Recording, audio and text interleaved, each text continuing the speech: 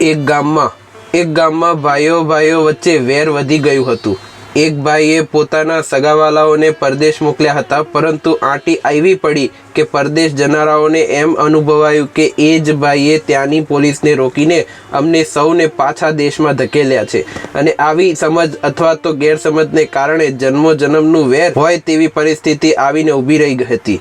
ગામમાં પાછા આવી ગયેલા ભાઈઓ એમ કહી રહ્યા હતા કે પરદેશથી જો પેલો આવશે તો એના ટાંટિયા તોડી નાખીશું અને એને ગામમાં પણ નહીં પેસવા દઈએ, કારણ કે એ માણસે અમારી જિંદગી બગાડી છે। સ્વામીશ્રીને આ બાબતનો ખ્યાલ આવતા વિરોધ કરી રહેલા ભાઈઓને આજે ખાસ બોલાવ્યા હતા।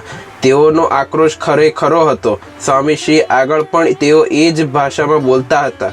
સ્વામીશ્રીએ તેઓને શાંતિથી સાંભળ્યા। એક ભાઈએ તો એટલા વેર વૃત્તિવાળા હતા કે સ્વામીશ્રી આગળ પણ કહે, જો પેલો ગામમાં આવશે તો એને અમે મારી જ નાખીશું, એટલે એ આવે તો તમે કહી દેજો ગામમાં પેસે જ નહીં। સ્વામીશ્રીએ એને સમજાવવાનો પ્રયત્ન કર્યો કે કોઈને મારી નાખવાથી વેર ઓછું વળવાનું છે, તમારું તો થયું, વળી એનું પણ થાય અને પરંપરા સુધી વેર પેસી જાય। એના કરતાં શાંતિ રાખીને કામ લો, અને વાત સાચી હોય તો એ એમને સમજાવો। મારી નાખવાથી કશું થતું નથી।